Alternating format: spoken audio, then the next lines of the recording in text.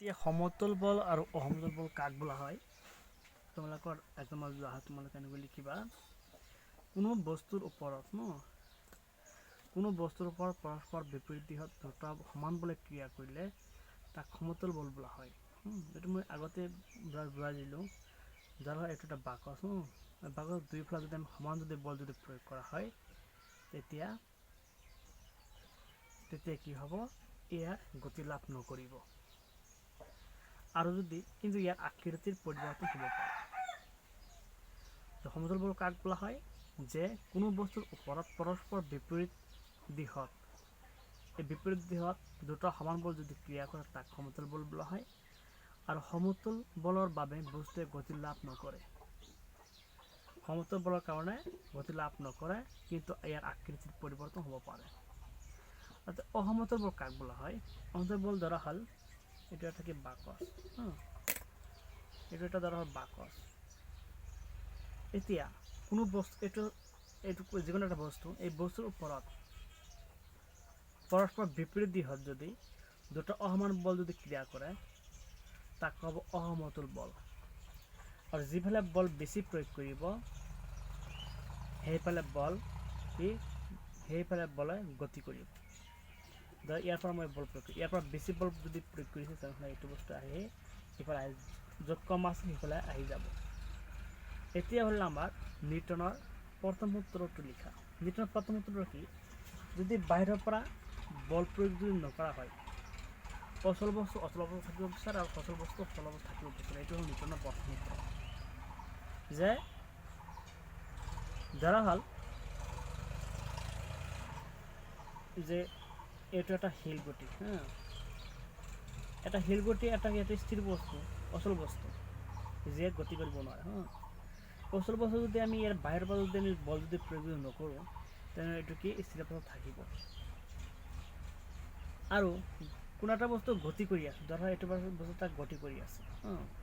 ইয়াৰ পৰা যদি কোনো বাহিৰৰ পৰা যদি কোনো বল যদি প্ৰয়োগ নহয় তেতিয়া এইটো কি গতি কৰি থাকিবই। একে লেঠাতে একে দিশত সি গৈ থাকিবই। কিন্তু এটা কথা হ'ল যদি আমি চাইকেল চলাওঁ বা কিবা চলাওঁ তেতিয়া কি বাহিৰৰ পৰা বল প্ৰয়োগ কৰা হয়। আৰু যদি আমি চাইকেল চলোৱাৰ লগে লগে পেডেল মাৰা যদি বন্ধ কৰি দিওঁ কিছু সময় গৈ কি অলপ ৰৈ যায়। কিয় ৰৈ যায়? কাৰণ সেই মাধ্যাকৰ্ষণিক সেয়ে গঠন বলৰ কাৰণে কি হৈ যায় আমাৰ এই চাইকেলটো কি যায় ৰৈ যায়। তোমালোকে বুজি পালানে? যে বাহ্যিকৰ পৰা বল প্ৰয়োগ নকৰিলে অচল বস্তু অচল অৱস্থাত থাকিব বিচাৰে আৰু সচল বস্তু সচল অৱস্থাত। এতিয়া আহিল যে জড়তা মানে কি? ই কেই প্ৰকাৰৰ কি হ'ব পাৰে? জড়তা মানে হৈছে কি?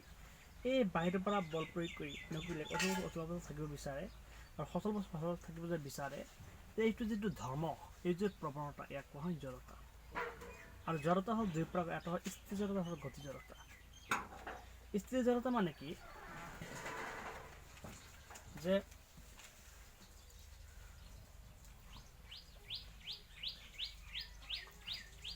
অচল বস্তু অচল অৱস্থাত থকা স্বাভাৱিক প্ৰমাণ স্থিৰ জড়তা বুলি কোৱা হয়। আৰু গতি জড়তা কাক কোৱা হয়? যে সচল বস্তু একে বেগত একে দিশত গৈ থকা প্ৰৱণতাক কোৱা হয় গতি জড়তা। যে কোনো এটা বস্তুৱে কোনো বাহ্যিক অসমতল বল যদি অনুভৱ যদি নকৰে, বস্তুটোৱে কিবা বেগেৰে গতি কৰি থকাটো সম্ভৱ নে? যদি সম্ভৱ তেন্তে বেগৰ মান আৰু দেহৰ ওপৰত আৰোপ কৰিবলগীয়া চৰ্তসমূহ উল্লেখ কৰা। কি হৈছে যে এটা বস্তুৱে ধৰা এইটো এটা বস্তু, এটা বস্তুৰ কোনো বাহ্যিক বল, ইয়াত যদি আমি কোনো বাহ্যিক বল যদি আমি প্ৰয়োগ নকৰোঁ, বাহ্যিক অসমতল বল মানে কি? অসমতল বল মানে কি? যে এফালে বেছি এফালে কম, মানে কি ইয়াত সমান সমান বল প্ৰয়োগ কৰা হয়। বা বাহ্যিকৰ পৰা যদি কোনো অসমতল বল যদি প্ৰয়োগ কৰা যদি নহয় তেনেহ'লে ইয়াত বেগত গতি থকাটো সম্ভৱ নাই। তেনেহ'লে এইটো গৈ থাকিবনে বা ক'ৰবাত যাবনে? যদি যায় ইয়াত বেগৰ মান আৰু দেহৰ ওপৰত আমি কেনেকৈ চৰ্ত কৰিম? যিহেতু গতিৰ বস্তু হ'লে কোনো বাহ্যিক অসমতল বল নহ'লে বস্তুটোৱে একে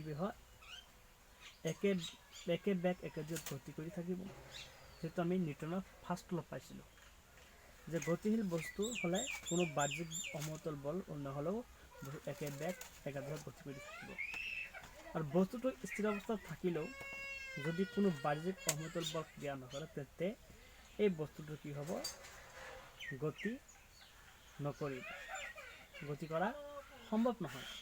আৰু ইয়াৰ কাৰণ নিউটন সূত্ৰই অনুসৰি বাহ্যিক অসমতল বলে ক্ৰিয়া নকৰিলে অচল বস্তু অচল অৱস্থাত থাকে আৰু সচল বস্তু সচল অৱস্থাত একেবেগত গতি কৰি থাকে। এইটোৱেই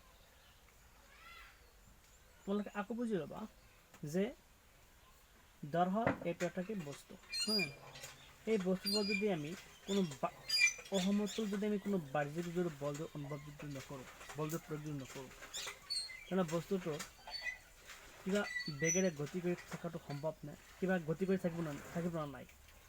আৰু যদি সম্ভৱ বেগৰ মান অধ্যয়নৰ ওপৰত আমি কেনেকৈ আৰোপ কৰিম, আৰোপ মানে কেনেকৈ মন্থন দিম, সেই চৰ্তবিলাক লিখিব লাগে। যেহেতু গতিশীল বস্তু হ'লে কোনো বাহ্যিক অসমতল বল যদি প্ৰয়োগ নকৰে তেনেহ'লে এইটো কি কৰিব, একে বেগত একে দিশত কি কৰি থাকিব। আৰু বস্তুটো স্থিৰ অৱস্থাত যদি থাকে তেনেহ'লে বস্তুটোৰ বাহ্যিক অসমতল বলে ক্ৰিয়া নকৰে, তেন্তে গতি কৰাটো সম্ভৱ নহয়। আৰু ইয়াৰ পৰা আমি গম পালোঁ নিউটনৰ প্ৰথম সূত্ৰ অনুসৰি যে বাহ্যিক অসমতল বলে ক্ৰিয়া নকৰিলে অচল বস্তু অচল অৱস্থা থাকে আৰু সচল বস্তু সচল অৱস্থা থাকে। এইটোৱে আমাক বুজাইছে। তোমালোকে বুজি নাপালে কমেণ্টত জনাই দিবা। এতিয়া যেতিয়া ধৰা এইটোকে দলিছা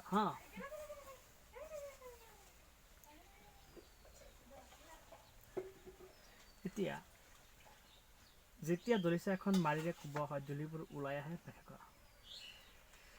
দলিচা বা কিবা কাপোৰ, মোটা কাপোৰ বা চাদৰ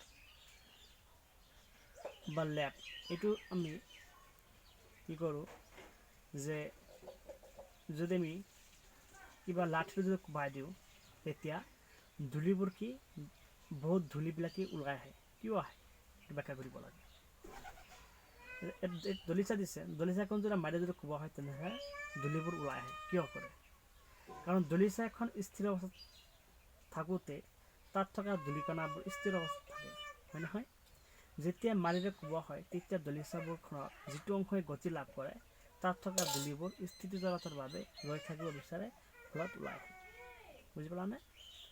যে দলিচা এখন স্থিৰ অৱস্থাত থাকোঁতে যেতিয়া এই দলিচাখন যেতিয়া স্থিৰ অৱস্থাত থাকে তাত থকা ধূলিকণাবোৰো স্থিৰ অৱস্থাত থাকে।